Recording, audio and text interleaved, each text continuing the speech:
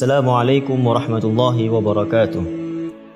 Alhamdulillah, wassalatu wassalamu ala Rasulillah wa ala alihi wa sahbihi ajma'in. Amma ba'd.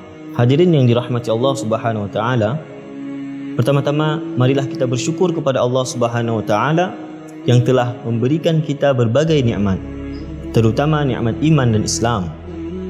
Allah juga telah memberikan kita kesempatan untuk kembali bertemu dengan bulan suci Ramadan. Alhamdulillah.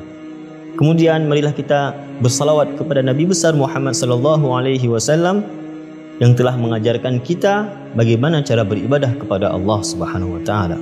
Kita sebagai muslim, sebagai orang yang beriman, tentu kita berkeinginan, bercita-cita beribadah sebagaimana yang diajarkan oleh Rasulullah sallallahu alaihi wasallam. Untuk apa? Untuk mendapatkan ridha Allah. Sebagaimana yang dikatakan Allah, la'allakum tattaqun. Lantas, bagaimana Rasulullah sallallahu alaihi wasallam berpuasa? Yang pertama kali perlu diperhatikan adalah niat. Bagaimana cara kita niat? Rasulullah mengatakan innamal a'malu binniyat wa innama likulli imri'in ma nawa. Ya. Sesungguhnya segala amal itu tergantung pada niatnya. Wa innama likulli imri'in ma nawa. Dan tiap-tiap orang akan mendapatkan apa yang dia niatkan. Rasul juga mengatakan, "Wa man lam yujmi' as-siyam qabla al-fajr fala siyama lahu." Barang siapa yang tidak membulatkan niat hingga waktu fajar, maka tiada puasa baginya. Oleh karena itu, niat ini penting sekali. Niat ini untuk apa? Untuk membedakan satu ibadah dengan ibadah yang lainnya, dan juga menegaskan untuk apa kita beribadah. Yang kedua adalah sahur. Nabi SAW bersahur. Untuk apa kita bersahur? Agar ketika kita berpuasa, stamina kita tetap terjaga. Nabi mengatakan, tasahharu fa inna fis sahur barakah. Bersahurlah kalian, karena di sahur terdapat keberkahan. Ya. Yang ketiga juga adalah menyegerakan berbuka puasa.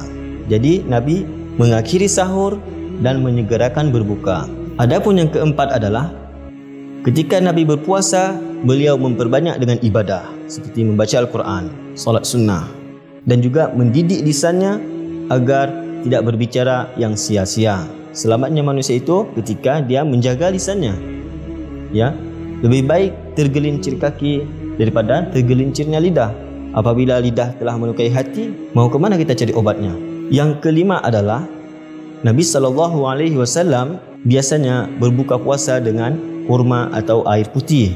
Kurma adalah buah-buahan yang manis, bukan makanan yang manis, ya, buah-buahan yang manis. Adapun yang keenam adalah berdoa. Di sini sangat dianjurkan untuk memperbanyak doa, memperbanyak istighfar sebelum berbuka. Nabi mengatakan ada 3 golongan yang dimana mereka ini tidak ditolak doanya. Salah satunya adalah as-shaim hatta yuftira. Orang yang berpuasa hingga mereka berbuka.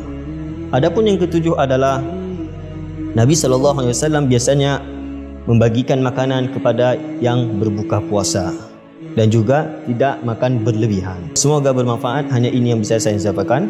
Mohon maaf apabila ada salah kata. Semoga Allah mengabulkan segala amal kita dan kita dapat beribadah sebagaimana yang Rasulullah ajarkan kepada kita. Mohon maaf. Wal afu minkum wabillahi taufiq wal hidayah. Assalamualaikum warahmatullahi wabarakatuh.